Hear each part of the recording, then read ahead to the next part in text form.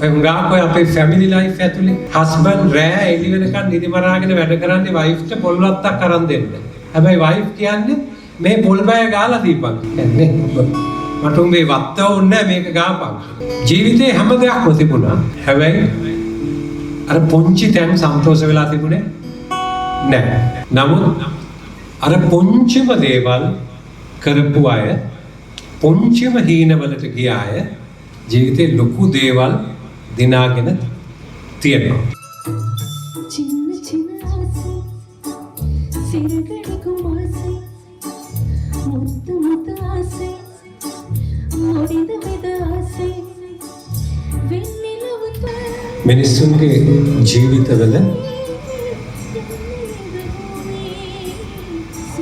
හරිම පුංචි දේවල් වලින් සන්තෝෂ වෙන සහ ඊටාම පුංචි දේවල් වලින් තමගේ ජීවිතේ සාර්ථක කරගන්න පුළුවන් ස්වභාවයක් තියෙනවා.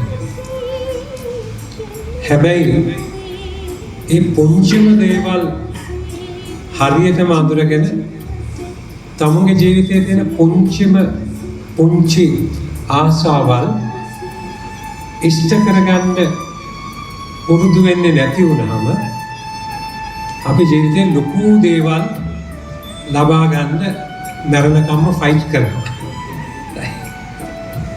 ඉතින් අපිට ඇහිච්ච ලස්සන ඒ දමිළ භාෂාවෙන් ගායපු ගීතයේ තියෙන්නේ පුංචි ආසාවල් ජීවිතේ අපිට තියෙන්නේ පුංචි බලාපොරොත්තු පුංචි හීන. ඒවා අපි නොසලකා හරිනකොට අපේ ජීවිතේ අපිට කවදාවත් දිනන්න බැරි හීන මැවෙන්න පටන් ගන්නවා. කවදාවත් අපිට ලං වෙන්න බැරි ඉලක්ක අපි හදා ගන්නවා. නමුත් අර පුංචිම දේවල් කරපු අය පුංචිම හීනවලට ගිය අය ජීවිතේ ලොකු දේවල් දිනාගෙන තියෙනවා. උදේට නැගිටිනකොට ඉර පායන එක දිහා බලලා කුරුල්ලෝ සින්දු කියන එක දිහා බලලා සන්තෝෂ වෙන්න ඉගෙන ගන්න මිනිස්සු ජීවිතේ සැබෑ සතුට කියන එක දවස ගානේ වර්ධනය කරගන්න. වහිනකොට තියෙන ලස්සන පිනිබින්දු වල තියෙන ලස්සන උදේට ඇවිදිනකොට තනකොළවල පිනිබින්දු වැටිලා ඒවල තියෙන ලස්සන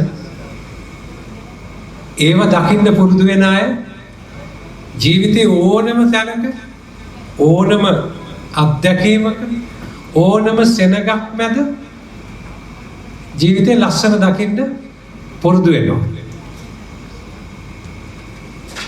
දැන් අපි ගොඩාක් දෙනෙක් රෑ වෙනව දකින්නේ නැහැ.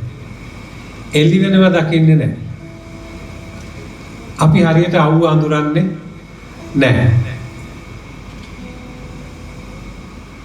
ඒ කියන්නේ මේ සබා දහමත් එක්ක අපේ තියෙන සම්බන්ධකම එන්න ගොඩක් ඈත් වෙලා තියෙනවා.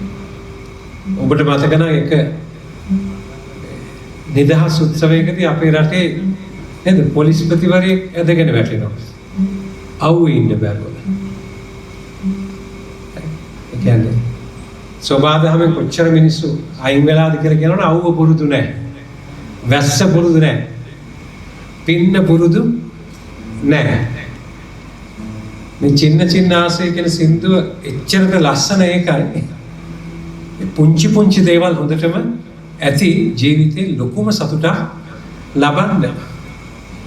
ඒ ලොකු දේවල් ලබාගත්තු මිනිස්සුන්ට මේ පුංචි සතුට පවා නැති වෙලයි තියෙන්නේ. ඇමරිකාවේ U2 කියන ආස්‍යන්තර සමාගමේ අධ්‍යක්ෂකවරයා එයාට වත්කම තිබුණලු ලංකාව වගේ රටකට අවුරුදු 10ක් කන්න දෙන්න තමුන්ගේ සල්ලි වලින්. එච්චර සල්ලි දෙවිච්ච කෙනෙක්. එයා ජීවිතේ එක තැනකදී ගොඩක් කලකිරෙනවා. ගොඩක් හැම දෙයක්ම ලෝකේ ලස්සනම ගෑනු 4 දෙනෙක් මෙයා බැන්දා. හැබැයි සැටිස්ෆැක්ෂන් එකක් තිබුණේ නැහැ. මේ හැපිනස් එක තිබුණේ නැහැ.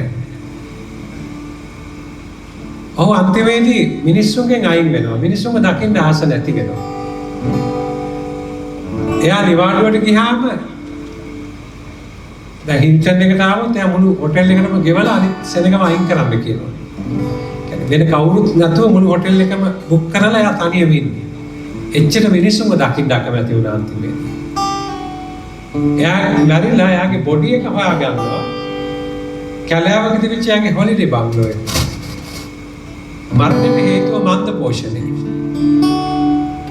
පොඩි රෙදි කෑල්ලක් විතර ඇඳලා හිටියේ. ජීවිතේ හැම දෙයක්ම තිබුණා. හැබැයි අර පුංචි තැන් සන්තෝෂ වෙලා තිබුණේ නැහැ. පුංචි දේවල්. දැන් ඔය උගාකෝ අපේ ෆැමිලි ලයිෆ් ඇතුලේ හස්බන්ඩ් රෑ එළි වෙනකන් නිදි මරාගෙන වැඩ කරන්නේ වයිෆ්ට පොල් වත්තක් අරන් දෙන්න. හැබැයි වයිෆ් කියන්නේ මේ පොල් බය ගාලා දීපන් කියලා. එන්නේ මට උඹේ වත්ත ඕනේ මේක ගාපන් කියලා. එතකොට පොල් බය ගාන්නේ නැතුව අරය පොල් වතු අරන් දෙන්න කතා කරනවා. වයිෆ් එක්ක. හොඳට හිතලා බලන්න. ඒකේ අන්තිමට වෙන්නේ වයිෆ් පොල් ගගා යන්නේ. ඒක තමයි අන්තිම ප්‍රතිපලයි. ජීවිතේ පුංචි තැන් මග ඇරලා අපිට ලොකු දේවල් දිනන්න බෑ.